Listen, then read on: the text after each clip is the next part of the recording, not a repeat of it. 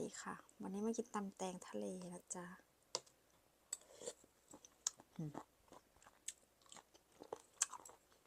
กินกับขนมจีนชิ้นน้ำนัวๆใส่สตอพร้อมมาจ้ะ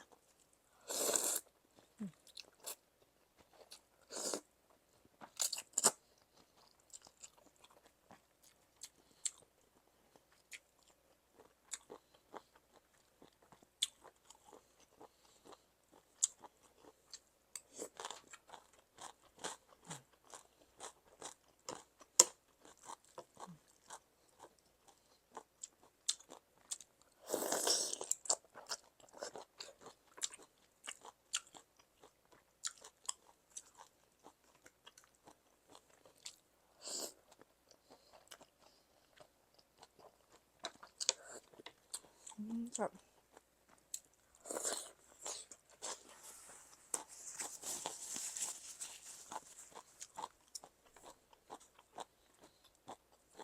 ตำแตงทานยังไง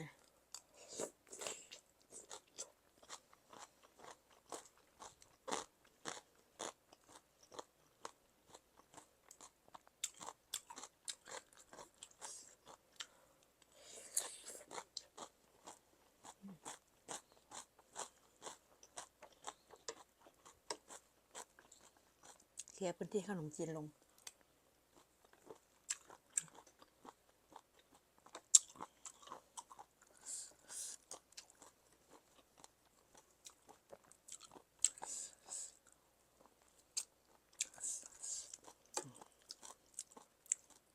โคกเส้นหนาขนมจีน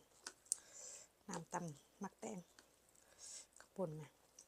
แซ่บ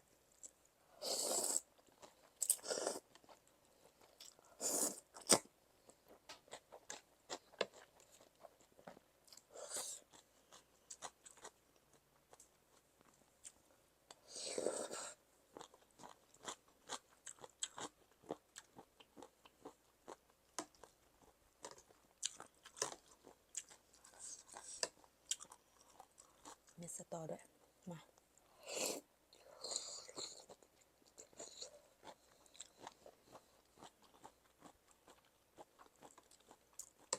ครับ